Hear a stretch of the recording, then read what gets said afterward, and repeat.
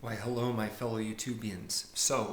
As promised in my flashcard video, I wanted to do a book review, an epic book review, a review of a series of books, actually. I would do them one at a time, but since this is a series of books, talking about the second and third in the series necessitates talking about some of the outcomes of things that happened in the first book, which I'm not entirely ready to do, and so I will be telling you about all of them in one single video.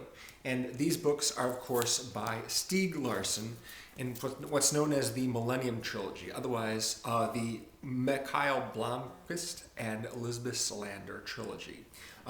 These books are Swedish. The author is Swedish, or was Swedish. He died a few years ago, unfortunately. And he worked for kind of an underground periodical in Sweden, which is inspired, I think, the setting for this series of mystery novels. The main character, Mikael Blomkvist, is a Swedish journalist who works at his own quarterly paper called Millennium. And he's an investigative journalist who is very, very interested in exposing corruption and injustice in Sweden and by Swedish officials and by Swedish businesses and criminals and what have you. And he considers himself sort of a better, or at least more worthy of the title of journalist than a lot of his colleagues, because they tend to sort of buy the party line and simply report what a lot of people say to them rather than doing their investigating and really uncovering the facts themselves. As the story begins, as this first novel, The Girl with the Dragon Tattoo, opens, he is convicted of libel. He received some bad information from a source and printed it, and is thusly sentenced to, I think, 3 months in Swedish prison, which really, considering the type of prison, the type of crime, really isn't that big of a deal. However, his reputation has taken a big hit, as has the newspaper Millennium. Now his editor-in-chief, and also the woman that he sleeps with on occasion, her name is Berger, and she is the one who has to basically run Millennium while he's gone. But in the meantime, he also gets a job from a very powerful and semi-retired industrialist by the name of Vanger. Vanger is a member of a large family that owns several companies. They all sort of own stock in the companies that come out of the Vanger family. And about 40 years earlier, Mr. Vanger's favorite niece went missing, has been presumed murdered. And when he hires Mr. Blomkvist, he hires him for two reasons. One is to write basically a history of the Vanger family and publish it. But the real reason why he hires Blomkvist to come out basically to the island, the isolated island where a lot of his family lives, is so that Blomkvist can go through over a lot of documentation and photographs and evidence to see if he can't take one more crack at figuring out exactly how it is that Vanger's niece Harriet disappeared and what happened to her and who is responsible for it. As it turns out, on the occasion that Harriet disappeared, there was a family reunion, and because this takes place on an island, there's only one bridge on or off the island. And on the day that she disappeared, there was an auto accident, which meant that the bridge was blocked. And after doing a lot of research and surveying the other people who lived on the island and all the different ways one can arrive at or leave the island via boats or whatever, they've narrowed down the list of potential people responsible for Harriet's disappearance to a certain number of individuals who were on the island for the family reunion at that time. So Blomkvist's task, his true task in taking on employment for Mr. Vanger, is to figure out any way that he can how it was possible and how the person got away with disposing of Harriet. So this is his job.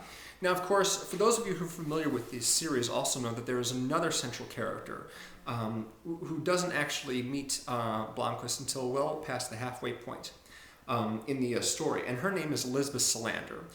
She is a young woman who basically works for a company called, a security company, basically, in Stockholm. She works for a man named Armansky, and she is his principal researcher. What Armansky doesn't realize is that Lisbeth Salander is one of the most talented computer hackers in the world. The reason why her reports on personal investigations are so thorough is she's able to access a lot of data that the average person is not able to do.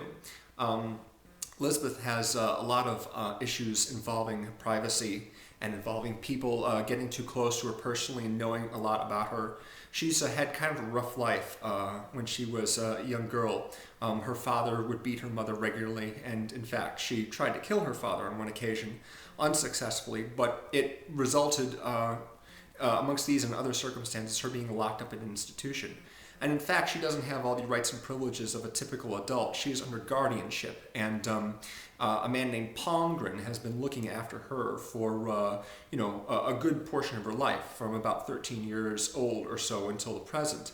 Now she's in her 20s, and she is living on her own, and she is working, but she's still under guardianship. So when her primary guardian, Palmgren, becomes incapacitated, he has a stroke, and he has to be hospitalized and receive treatment, she gets another guardian instead, a man by the name of Berman, who unfortunately is not nearly as nice as Palmgren, and is in fact quite a sadist, and forces her to do things in order to obtain the money that she earned.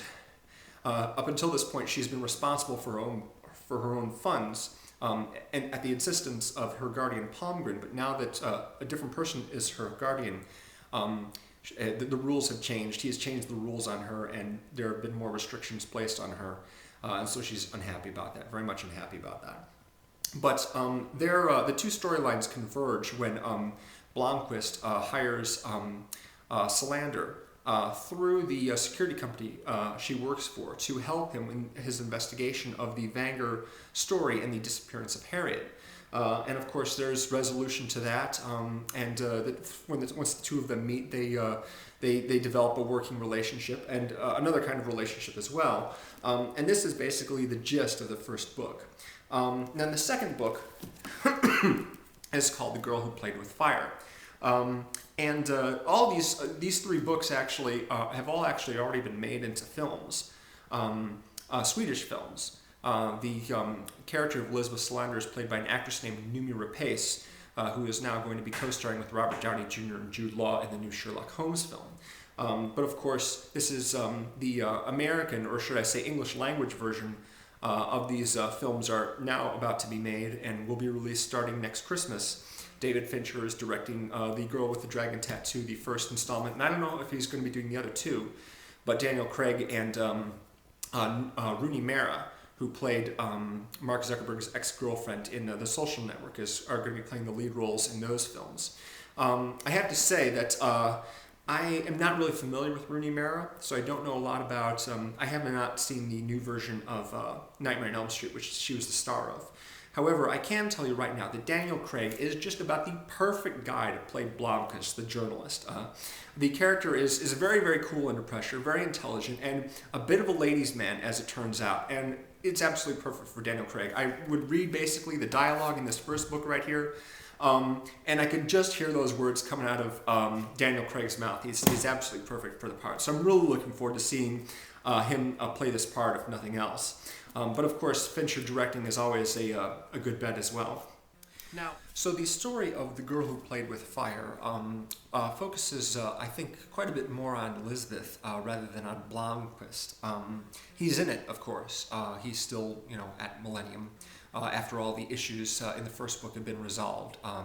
The newspaper Millennium is working with a freelance journalist and his girlfriend on a story involving sex trafficking and the sex slave trade in Stockholm and how it relates to Eastern Europe and Russia, that kind of thing. They are planning on making a whole issue out of it, a whole expose. One of their big things is that the sex trade crimes are not investigated nearly as thoroughly as, say, bank robbery. And that's partly due to the fact that they've received a lot of information that public officials in the judicial system and in the police force are actually using the sex trade for their own enjoyment, which is why it doesn't get as much attention. So their aim is to expose a lot of the people who are involved in this, specifically the people who are in the government, who give protection or look the other way when it comes to the people who run all this stuff. Now, Elizabeth, she has basically left the country for about a year. There's actually a whole prologue in this book with her in a different country. And I think that when it comes time, I haven't, of course, seen any of the Swedish films, but when it comes time to doing the American version, the English language version, because these films are still going to be set in Sweden. In fact, all the actors will be speaking English with Swedish accents, which will be kind of interesting. But she has been kind of tooling around the globe, enjoying some freedom. There's a whole section that takes place in, I believe, a South American country, where she's just sort of hanging out and she has to deal with a typhoon. I think this is probably definitely the segment from the book that will get axed when it comes to making the film. I don't really think that it adds actually a whole lot to the story. It's just sort of an update. What's Elizabeth doing in the past year? That kind of thing. It could easily be removed, I think, for the film, and I don't think it has that great of an impact on the story in general. Well, things really get going in the second story when the freelance journalist who's been hired by Millennium to do this story, and his girlfriend who's working on her doctorate thesis on all this, on the sex trade, are suddenly found brutally murdered in their apartment. They've been shot to death, and it is Blomkvist who finds them, and his description of how he finds the bodies and what state they're in is just awful, really, really brutal. As it turns out, the weapon has been left at the scene with Lisbeth's fingerprints on it. So Lisbeth Salander is now the prime suspect, not only in their murders, but also in the murder of Berman, her own guardian, who has also been found in his apartment shot with the exact same gun. In fact, it was his gun that was used to kill all three of these people, and Lisbeth's fingerprints are on it. So she's in a heck of a lot of trouble. And Blomkvist does everything in his power he can to help her. Unfortunately, seeing as how he's kind of a ladies' man and Elizabeth started developing feelings for him in the previous book, she decided that it would be better if she just cut off all contact from him. And so as hard as he tries to get in touch with her and find out what's going on, she won't have anything to do with him. So not only is he going to try and clear Elizabeth's name, but he's trying to do it without her help at all, without even speaking to her. So things get pretty dicey from there. I have to say I really, really enjoyed this book a lot. And in fact, any section of the book that deals with Elizabeth, because of her demeanor and the way she interacts with other people, is just great, great fun. There are many chapters in the first book and in this book that I would reread just because it's so much fun reading about Lisbeth and what she's doing and what she's thinking. I should also say that Stieg Larsson's writing style is pretty much straightforward and to the point. He doesn't indulge in metaphors very often. The characters might indulge in metaphors, but he doesn't. He's very, very straightforward, and of course this is translated from Swedish, but I gotta figure that even in its original form, this is still pretty much the case. He talks about what people do and what they're thinking and what they're attempting to do in a pretty straightforward manner. And it's all, past tense, obviously. It's third person past tense novel, just like many others. But it is pretty exciting. And although his writing style is pretty plain spoken, it's still a very, very exciting read. Now I have to say that the resolution involved in how all this comes about in the second book is, for me, kind of unsatisfying. There are some extraordinary coincidences that link the murders of particularly the journalist and his girlfriend to Elizabeth more or less directly, even though it wasn't her that actually committed the murders. This is something that you're actually kept in suspense on when you read the book. You're not told exactly what happened with Elizabeth and where she is for a couple of chapters while people are running around trying to figure out what's going on. But it's pretty clear that she didn't really have anything to do with it. She's not the kind of person to just kill a journalist and his girlfriend in cold blood.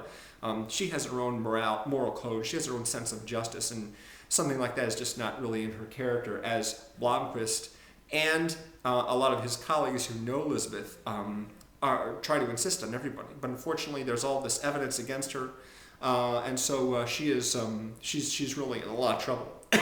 Now, I'm not going to describe exactly what happens in the end with the second book, which makes it difficult for me to talk more in detail about the third book, which is The Girl Who Kicked the Hornet's Nest. And this is pretty much the conclusion of this story. if you've seen the Pirates of the Caribbean movies or the Matrix films or the Back to the Future movies, you know how the first movie is pretty much a standalone in all of those series, but the second and third movies are like two halves of one big long story. And that's kind of the case here with the Stieg Larsson books. Things are resolved in a sense in the second book, but in terms of the fate of a couple different characters, you're really left hanging, and it isn't until we get to the third book that things really start picking up and getting resolved overall. So there's a whole sort of continuous story arc between the second and third book that gets resolved at the end. But yeah, it is pretty much like basically two parts of one big long story. So what happens in here? What can I say? Well, I'll say that Lisbeth is in it, and I'll say that Blomkvist is in it, but there's more of a focus on a character who is Blomkvist's sister. I can't remember her name off the top of my head, but she is an attorney, and she has agreed to represent Lisbeth's interests in her case. And I have to say that there, towards the end of this story right here, there is a courtroom sequence, and I love courtroom sequences in film, so I'll be looking forward to seeing this anyway. But Blomkvist's sister, as Lisbeth's attorney, gets to cross-examine an evil psychiatrist, and that is a really, really, really exciting scene. I say it as a scene because I'm thinking of it in terms of film. I don't know if you would call that a scene because in its book form. But it's like, a chapter where the trial is ongoing and there's testimony given, and then this psychiatrist who was responsible for Lisbeth while she was institutionalized as a teenager takes the stand. And I was looking forward to seeing Lisbeth's attorney rip this guy to shreds, and it really, really is a lot of fun to see that.